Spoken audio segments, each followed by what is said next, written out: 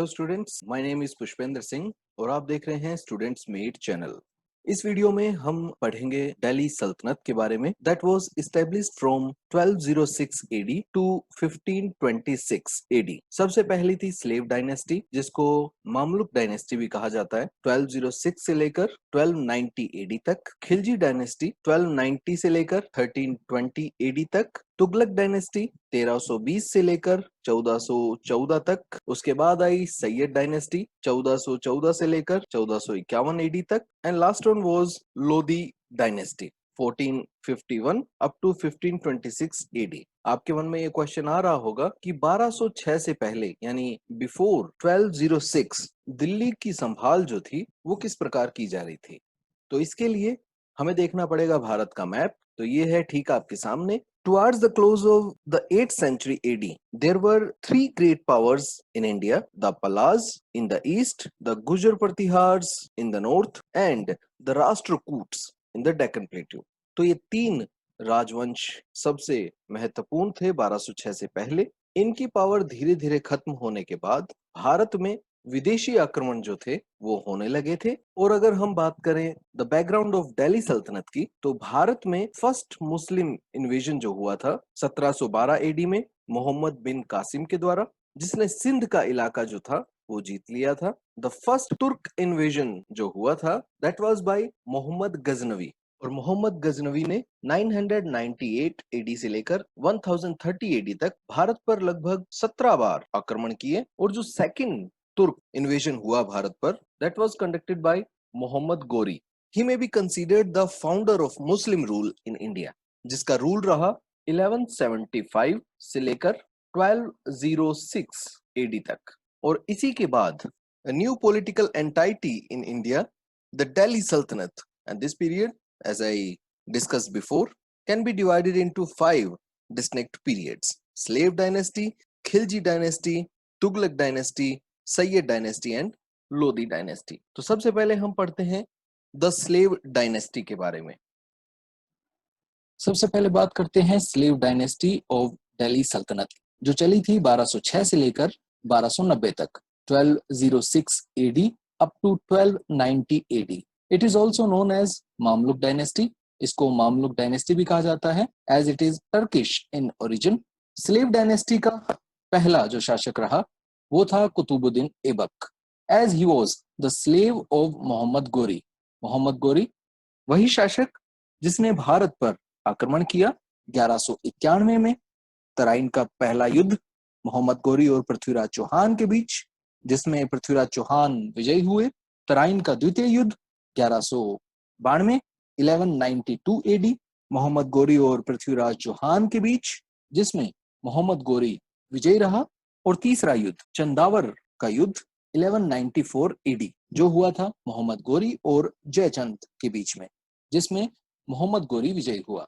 इस युद्ध के बाद मोहम्मद गोरी भारत के जीते हुए प्रदेशों पर शासन का भार अपने गुलाम सेनापतियों को सौंपते हुए गजनी लौट गया, और उसका भरोसेमंद स्लेव था Qutbuddin Aibak, and he established the slave dynasty. Qutbuddin Aibak जिसने 2 मॉस्क बनवाई, पहली कुवात उल इस्लाम दिल्ली में, ये यहाँ पिक्चर आप देख सकते हैं।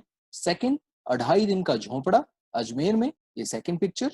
He also commissioned the construction of Qutub Minar in honor of सूफी संत ख्वाजा कुतुबुद्दीन बख्तियार। इसी के काल में एक सूफी संत हुए ख्वाजा कुतुबुद्दीन बख्तियार, उनको रेस्पेक्ट देने के लिए इन्होंने कुतुब मीनार, जो कि थर्ड पिक्चर में आप देख सकते हैं, इसकी नींव रखी। और जब कुतुब मीनार का काम पूरा होने वाला था, Qutbuddin Aibak died in 1210 while he was playing चौगान और पोलो। पोलो खेलते समय कुतुबुद्दीन ऐबक की मृत्यु हो जाती है। कुतुबुद्दीन ऐबक की मृत्यु के बाद कुतुबुद्दीन ऐबक का गुलाम शमशुद्दीन इल्तुतमिश, जिसको कि इल्तुतमिश के नाम से भी जाना जाता है, का राजपाट शुरू हुआ 1211 up to 1236 AD तक। He was the slave of Aibak. He belonged to Ilbari tribe.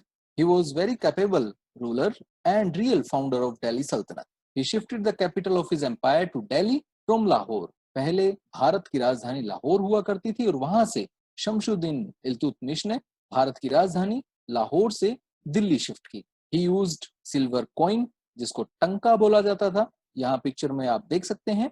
Copper coin, जिसको जीतल कहा जाता था। He also introduced Arabic coinage in India. अरब के कॉइन जो चला करते थे वो भारत में शुरुआत की गई इल्तुतमिश के द्वारा, और इसी ने ही कुतुब मीनार को कंप्लीट करवाया। इसकी मृत्यु के बाद इसका लड़का रुकनुद्दीन फिरोज, जिसको रुकनुद्दीन के नाम से जाना जाता है, वो गद्दी पर बैठा। He was crowned by her mother. He was deposed by Razia Sultana. Ruknuddin Firoz को हटाकर रजिया सुल्ताना, रजिया बेगम, जो कि प्रथम मुस्लिम महिला थी जिसने शासन की बागडोर संभाली। 1236 up to 1240 she was the first and only Muslim lady who ever ruled India. In 1240 Razia was defeated and killed. इसकी मृत्यु के बाद बहरम शाह, जो कि इल्तुतमिश का तीसरा लड़का था, उसको राजगद्दी पर बैठाया गया by the powerful Turkish council Chalisa. एक काउंसिल बिठाकर, लोगों की मंडली बुलाकर, वोटिंग करवा के, जिसे चालीसा कहा जाता था, चालीसा का उपयोग करके बहरम शाह को, जो कि इल्तुतमिश का तीसरा लड़का था, राजगद्दी पर बिठाया गया। इसकी मृत्यु के बाद मसूद शाह, जो कि रुकनुद्दीन फिरोज का लड़का था, 4 साल तक उसने रूल किया, 1242 अप टू 1246 तक, but he was removed by Balban and Nasiruddin Mohammad's mother. Nasiruddin Mohammad, जो कि इल्तुतमिश का लड़का था, he was very pious and noble, died in 1266। और गयासुद्दीन बलबन, जो कि इल्तुतमिश का गुलाम था, फिर उसने बागडोर संभाली दिल्ली की 1266 up to 1287 AD तक। He was a slave of Iltutmish.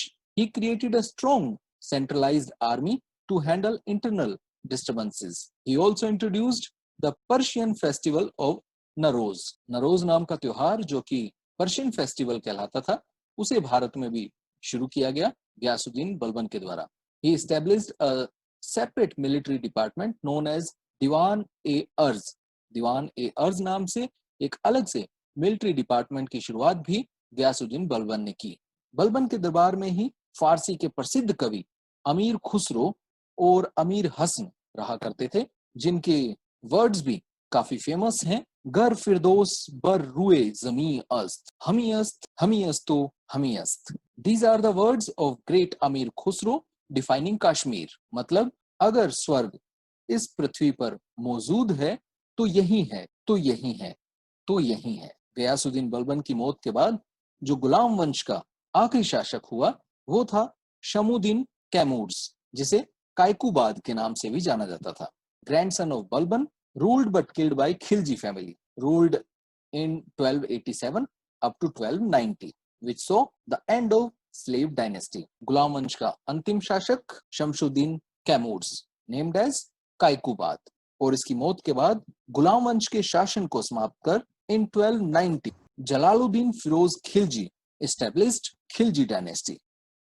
Delhi सल्तनत में दूसरी डायनेस्टी जो आती है वो है Khilji dynasty 1290 up to 1320 AD तक। And the founder of Khilji dynasty was Jalaluddin Firoz Khilji, जिसने दिल्ली सल्तनत को संभाला 1290 AD से लेकर 1296 AD तक। And he was murdered by Ali Gurshab, who proclaimed himself the Sultan with the title of Alauddin। Ali गुरशाब, जिसने अलाउद्दीन टाइटल से खुद को सुल्तान की उपाधि दी और बाद में अलाउद्दीन खिलजी के नाम से जाना जाने लगा, जिसने दिल्ली सल्तनत को संभाला 1296 AD से लेकर 1316 AD तक। He was the greatest ruler of Khilji dynasty and was the first Muslim ruler to extend his empire right up to the extreme south of India। इस पिक्चर में आप देख सकते हैं ये रेड कलर से खिलजी डायनेस्टी, जिसका विस्तार अलाउद्दीन खिलजी के द्वारा किया गया। He lavishly distributed money and gold among his people, noble and ministers। खूब पैसा इसने अपने लोगों पर, मिनिस्टर्स पर खर्च किया। The sale and use of liquor and intoxicants was prohibited. सुल्तान himself give up drinking. Alauddin Khilji ने 3 टाइप के सोल्जर्स जो थे, यानी सेनाओं को 3 भागों में उसने बांट दिया था। फुट सोल्जर्स, पैदल चलने वाले, सोल्जर्स विद 1 हॉर्स, जो एक घोड़े पर सवार होकर चलेंगे, जिनको एक अस्पा कहा जाता था। सोल्जर्स विद 2 हॉर्सेस, 2 घोड़े लेकर चलने वाले सैनिक, जिनको 2 अस्पा के नाम से पुकारा गया। He built the जमात खाना मस्जिद at the Dargah of Nizamuddin Auliya and Alai दरवाजा near कुतुब मीनार। उसने फेमस 2 इमारत जो थी वो बनवाई थी। पहली, इस पिक्चर में आप देख सकते हैं जमात खाना मस्जिद, जो कि दरगाह निजामुद्दीन औलिया की दरगाह पर बनवाई गई थी, और दूसरी अलाई दरवाजा, जो कि कुतुब मीनार के नजदीक बनवाया गया था। He was poisoned by Malik Kafur, his commander, और उसकी मृत्यु हो जाती है 1316 में। And he was also the same person who seized Chittor in Rajasthan. Rajasthan के चित्तौड़गढ़ पर हमला करने वाला ये वही व्यक्ति था, अलाउद्दीन खिलजी, जो कि रानी पद्मावती से शादी करना चाहता था 1303 में। ही पेट्रोनाइज्ड पोइट्स लाइक अमीर खुसरो एंड अमीर हसन, और ऐसा माना जाता है कि अलाउद्दीन खिलजी अपने आप को सुपीरियर मानता था अमीर खुसरो और अमीर हसन से। इसकी मृत्यु के बाद बागडोर आ जाती है कुतुबुद्दीन मुबारक खिलजी के हाथों 1316 से लेकर 1320 तक। He was the last and most weakest of Khilji dynasty. He was murdered by his wazir. इसका वजीर होता है Khusro Khan, which marks the end of the Khilji dynasty, जो कि अंतिम शासक बना खिलजी डायनेस्टी का। और खुसरो खान की हत्या जो थी गाजी मलिक कर देता है and established Tughlaq dynasty. Delhi सल्तनत में थर्ड डायनेस्टी आती है, द तुगलक डायनेस्टी, जिसकी शुरुआत हुई थी 1320 एडी से 1414 एडी तक। The founder of Tughlaq dynasty was Ghazi Malik, जिसे गयासुद्दीन तुगलक के नाम से भी जाना जाता है। रूलिंग पीरियड 1320 टू 1325 एडी, लगभग 5 साल तक इसने राज किया। He was crushed to death while attending an event for his victories in Bengal। इसकी डेथ हो जाती है जो अपनी जीत का जश्न वो बंगाल में मना रहा होता है। इसकी मृत्यु के बाद जूना खां, जो कि लड़का था गाजी मलिक का, राजा बना। Juna Khan, ruling period 1325 up to 1351 AD. Juna Khan, जिसने अपने आप को टाइटल जो दिया मोहम्मद बिन तुगलक का दिया, फिर इसे बाद में मोहम्मद बिन तुगलक के नाम से ही जाना जाने लगा। He stood for administrative and political unity of India. प्रबंध व्यवस्था और राजनीतिक यूनिटी के लिए मोहम्मद बिन तुगलक को जाना जाता है। मोहम्मद बिन तुगलक की मृत्यु के बाद गयासुद्दीन तुगलक का छोटा भाई फिरोज तुगलक सत्ता में आया। Ruling period 1351 up to 1388 AD. और फिरोज शाह तुगलक, जो कि काफी फेमस हुआ तुगलक डायनेस्टी में, ही कंस्ट्रक्टेड 150 वेल्स, 150 के लगभग इसने कुएं बनवाए, 100 bridges, 50 dams, and also dug many irrigation canals. और इसने फेमस टाउन्स भी बसाए, जिनके बारे में आपने सुना भी होगा, फिरोजाबाद, हिसार, जौनपुर और Fatehabad. He established hospitals, Darul Shafa, marriage bureaus, Diwan e Khairat and an unemployment bureau. Firoz Shah Tughlaq की मृत्यु होती है 1388 एडी में, और उसके बाद his successors were not very strong और कॉम्पिटेंट।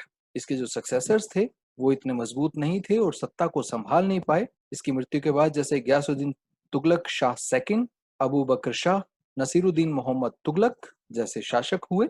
और by the end of the 14th century most of the territories became independent.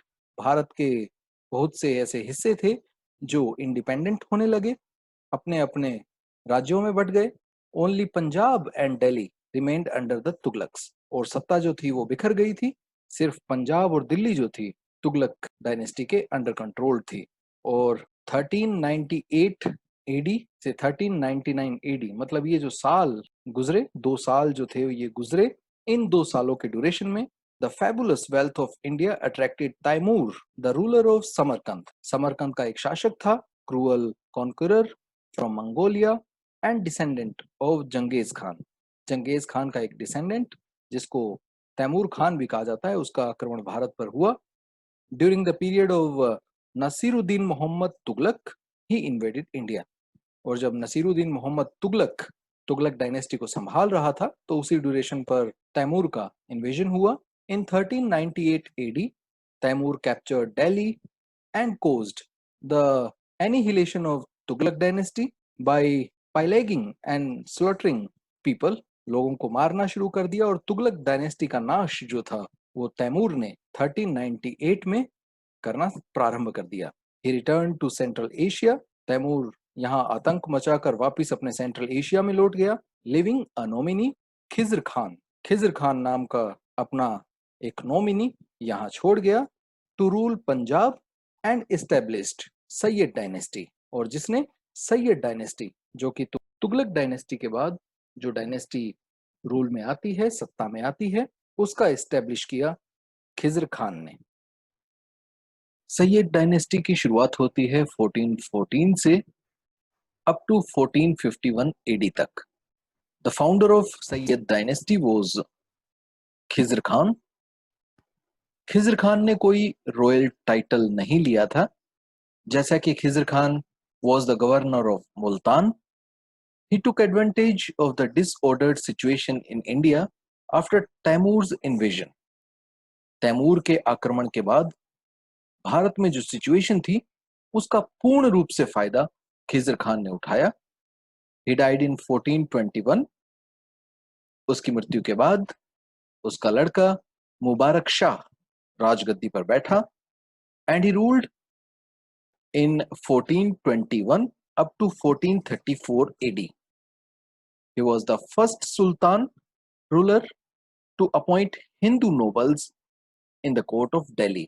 एकमात्र ऐसा सुल्तान था जिसने हिंदू नोबल्स को दिल्ली कोर्ट में जगह दी। He constructed मुबारकबाद city on the banks of river Jamuna. Yamuna river के तट पर इसने एक शहर भी बसाया मुबारकबाद के नाम से। He was killed by his nobles in his court and the nobles put Muhammad Shah on the throne. इसका कत्ल कर दिया जाता है और इसके बाद मोहम्मद शाह को राजगद्दी दे दी जाती है। मोहम्मद शाह जिसने रूल किया 1434 से लेकर 1445 तक। He defeated the ruler of Malwa with the help of Behlol Lodi, the governor of Lahore. Mohammad Shah ने मालवा पठार को अपने कब्जे में लिया था with the help of Bahlol Lodi जो कि गवर्नर था लाहौर का।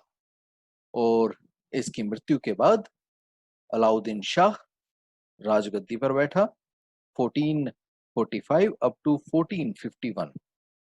अलाउद्दीन शाह जिसे आलम शाह के नाम से भी जाना जाता है, he was a weak ruler, काफी कमजोर रूलर था और इसी का फायदा उठाते हुए इन 1457 AD Behlol Lodi, the governor of Lahore, captured Delhi and thus began the Lodi dynasty. Behlol Lodi, जो कि गवर्नर था लाहौर का, उसने दिल्ली पर हमला बोल दिया और सैयद डायनेस्टी को खत्म करके लोदी डायनेस्टी की शुरुआत बहलोल लोदी ने कर दी। और दिल्ली सल्तनत की आखिरी डायनेस्टी जो आती है वो है लोदी डायनेस्टी। शुरुआत होती है 1451 से अप टू 1526 AD तक and the founder of Lodi dynasty was Bahlol Lodi. Ruling period 1451 up to 1489 AD. He was a good soldier and governor of Sirhind, one of the Afghan Sardars. And Lodi dynasty was the last dynasty of Delhi Sultanate. Bahlol Lodi की मृत्यु के बाद his second son Nizam Khan took up the title Sikandar Shah, जिसे बाद में सिकंदर लोदी के नाम से जाना जाने लगा। He founded आगरा, आगरा शहर जो कि सिकंदर लोदी ने बसाया था in 1504 AD and built mosques, और कई मस्जिदों का निर्माण भी सिकंदर लोदी ने करवाया। He shifted the capital from Delhi to Agra. Agra के बसाए जाने के बाद सिकंदर लोदी ने अपनी राजधानी आगरा को ही बनाया जो कि पहले दिल्ली हुआ करती थी। सिकंदर लोदी की मृत्यु के बाद उसका सबसे छोटा लड़का इब्राहिम लोदी सत्ता में आता है ruling period 1517 up to 1526 AD तक, and he was the last Lodi Sultan of Delhi. He asserted the absolute power of the Sultan. पूर्ण रूप से उसने सुल्तान की पावर का इस्तेमाल किया. As a result, some of the nobles turned against him. और उसका परिणाम ये रहा कि उसी के ही कुछ नोबल्स उसके खिलाफ हो गए. In order to take revenge, और वो बदला लेना चाहते थे of the insults done by Ibrahim, और इब्राहिम ने जो उनके साथ सलूक किया उसका वो बदला लेना चाहते थे. द गवर्नर ऑफ लाहौर, जो लाहौर का गवर्नर था, Daulat Khan Lodhi, asked the ruler of Kabul Babar to invade his kingdom. और इब्राहिम लोधी के खिलाफ उसी के ही साथी जो खड़े थे, दौलत खान लोधी, उसने काबुल के एक शासक बाबर की मदद ली और भारत पर आक्रमण करने की योजना बनाई. After being assured of the cooperation of Alam Khan and Daulat Khan, governor of the Punjab, Babur gathered his army and inflicted a crushing defeat on Ibrahim Lodi in the first battle of Panipat in 1526. Babar को भारत पर आक्रमण के लिए निमंत्रण पंजाब के शासक दौलत खान लोधी और इब्राहिम लोधी के चाचा जो थे आलम खान ने दिया था. और 21 अप्रैल 1526 को पानीपत के प्रथम युद्ध में इब्राहिम खान बाबर से हार जाता है और इस युद्ध में इब्राहिम खान की मौत हो जाती है.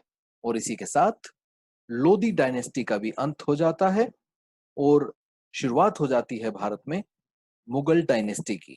मेरे ख्याल से आप सभी को इस वीडियो के माध्यम से दिल्ली सल्तनत के बारे में इंफॉर्मेशन मिल गई होगी. नोट्स बनाएं, खुश रहें, आबाद रहें और मुस्कुराते रहें और आगे बढ़ते रहें और देखते रहें students mate channel. Thanks for watching.